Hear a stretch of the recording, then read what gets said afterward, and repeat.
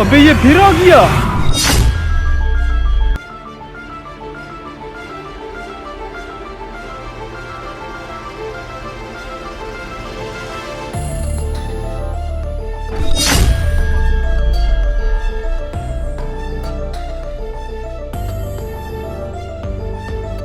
ओ भाई, इस गड्ढे में मरने के लिए कूदे हो क्या?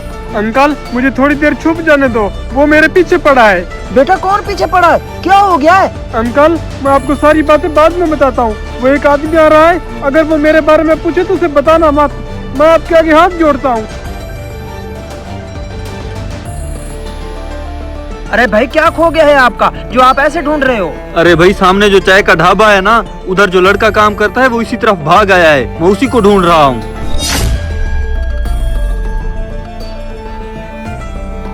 अरे भाई आपको कोई गलत फहमी हुई है, यहाँ कोई नहीं आया, ये मेरा ही रकबा है। मुझे कोई गलत फहमी नहीं है, मैं खुद उसके पीछे भाग कर आया हूँ। यहाँ आते ही पता नहीं वो कहाँ गायब हो गया है।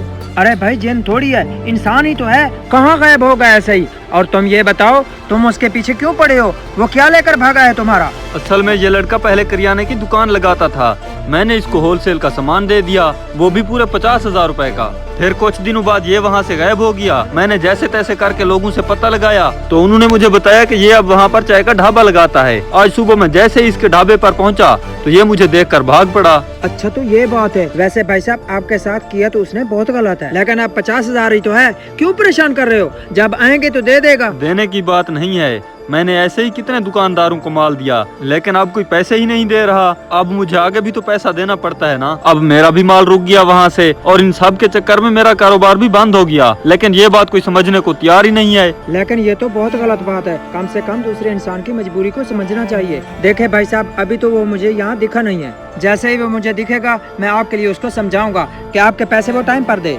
ठीक है भाई साहब, समझाना जरूर अगर मिले तो, यही आपसे रिक्वेस्ट है। आखिर मेरे भी छोटे छोटे बच्चे हैं, मैं अपना घर कैसे चलाऊंगा। आप फिक्र मत करें, आप जाएं, जैसे मुझे मिलेगा मैं उसे समझा दूंगा।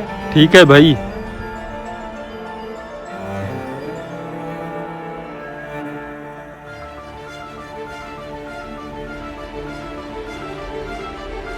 क्या हुआ भाई साहब, मेरी मुसीबत गई क्या? मुसीबत वो नहीं, मुसीबत तुम हो उसके लिए। तुमने उसके साथ ऐसा कार्य कैसे लिया? वो अंकल मैंने जानबूझकर थोड़ी किया, अच्छी खासी मेरी करियाने की दुकान चल रही थी, मैंने इसको उधार देना था, उसी वजह से इसने मेरी दुकान बंद करवा दी।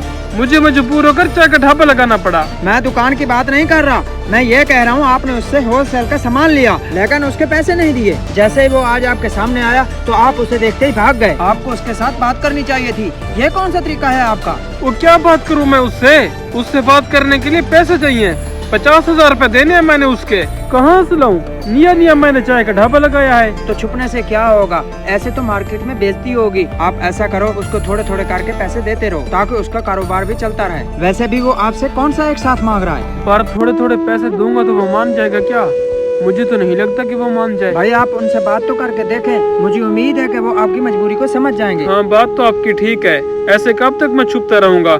ऐसे तो मैं मार्केट में कारोबार भी नहीं कर पाऊंगा। आज ही मैं उससे फोन पे बात करता हूँ, हो सकता है वो थोड़े थोड़े पैसे लेने को राजी हो जाए। इस तरह मेरा कर्जा भी खत्म हो जाएगा और रोज रोज छुपना भी नहीं पड़ेगा। ठीक है भाई, आप जाइए, उनसे बात कीजिए। हमें बगैर किसी मजबूरी के कर्ज लेने से बचना चाहिए, क्योंकि इससे रात में रंजो गम और दिन में जिल्लत और रुसवाई होती है।